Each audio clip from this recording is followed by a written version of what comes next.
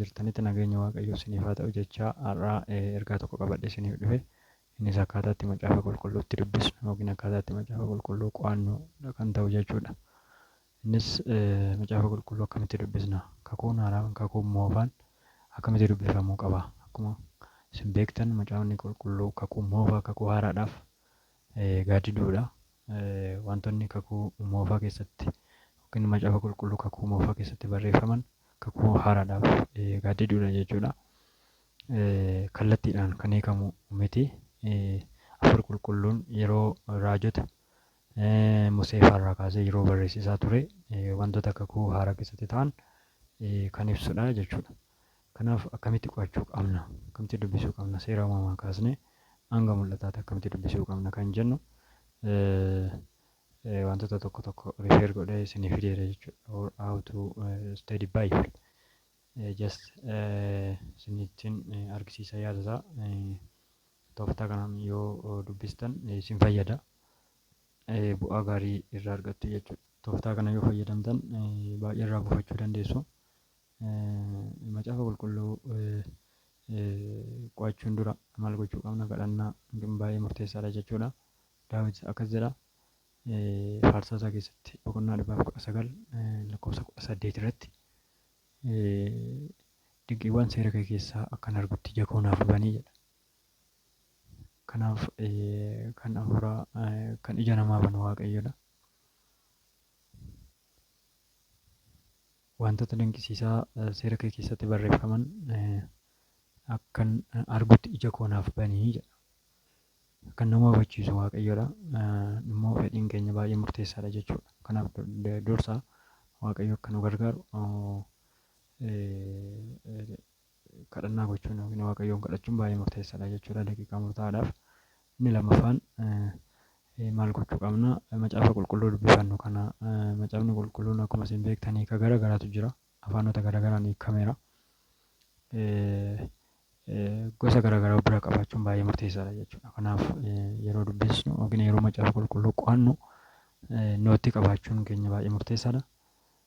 Nootii bira qabaachuu yookiin waan irratti nootii baafan iskiriiptoo qabannee qophaa'uudha.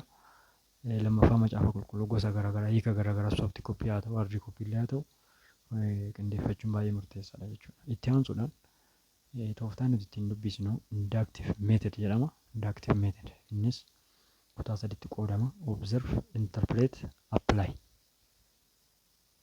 First observe. We have to see the words, the contrasts, the logical connectors. Maal jechuudha? Hiiksaa akkuma jirutti suuta jennee dubbisuudha jechuudha. Observe gochuu dubbisuudha. Dubbisnee booda maaltu ta'uu qaba? Interpret jechuun hiikasaa detail akkamitti hiikamuu qaba? What the right meanings? Eessatti barreeffame? Seenaan isaa maaliin? Historical context isa laaluu qabna jechuudha. Seenichi kan eenyuti? Eenyuuf barreeffame? Eenyutu barreesse kan jedhu sirriitti beekuun murteessaadha jechuudha. Innis akkamitti barreeffame? Bifa walaluun barreeffame moo? Bifa seenaatiin barreeffame moo?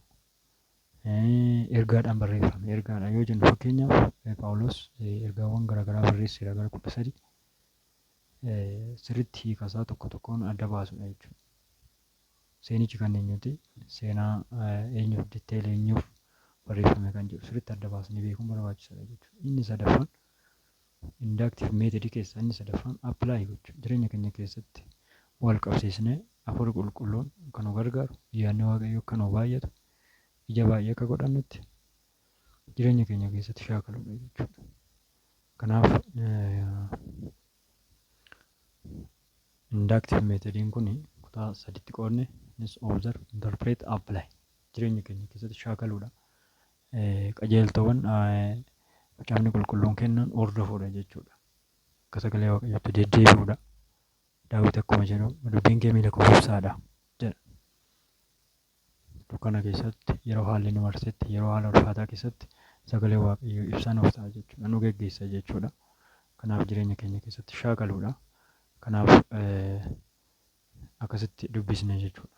Dhumarratti yeroo dubbisnee qo'annaa keenya keessatti interpret goone eenyu barreeffame, eessatti barreeffame, maaliif barreeffame, eenyutu barreesse, magaalaa kamitti barreeffame kun biyya eessatti barreeffame kan jedhu sirriitti diteeyil erga laallee jireenya keenya keessatti wal qabsiisnee immoo hafuurri qulqulluun akka nu hubachiisetti jireenya keenya keessatti qajeelfama macaafa qulqulluu hordofuudha jechuudha. Dhumarratti kadhannaadhaan waan barreessine mediteet gochaa yookiin irra deddeebinee yaada massalaasala irra deddeebinee yaada wanta sana hafuurri qulqulluun jireenya keenya keessatti akka ijatti godhuuf ofii keenya keessatti hin shaakalla jechuudha. Yoo fedha waaqayyoo ta'ee guyyoota murtaa'aa booda kutaawwan tokko tokko keessa deemnee ilaalla akkamitti macaafni qulqulluu kakuun moofaan kakuu haaraatiif gadiduu ta'uusaa akkamittiin mul'isa kan jedhu uumamarraa kaasnee hanga mul'ataatti kutaawwan tokko tokko keessa darbinee ilaalla. Waaqayyo nu gargaara. Ayyaanni isaa lafa jirtanitti hunduma keessaniif haa baay'atu jecha tooftaa kana itti deema dubbisaa. Yuutuubii kiyya immoo laayik koomentii godhaa kutaan isiniif dhiyeessu waan barbaaddan koomentii jalatti naaf barreessaa. Nageenyi waaqayyo bakka jirtanitti hunduma keessan wajjin haa ta'u. Nagaan ta'a.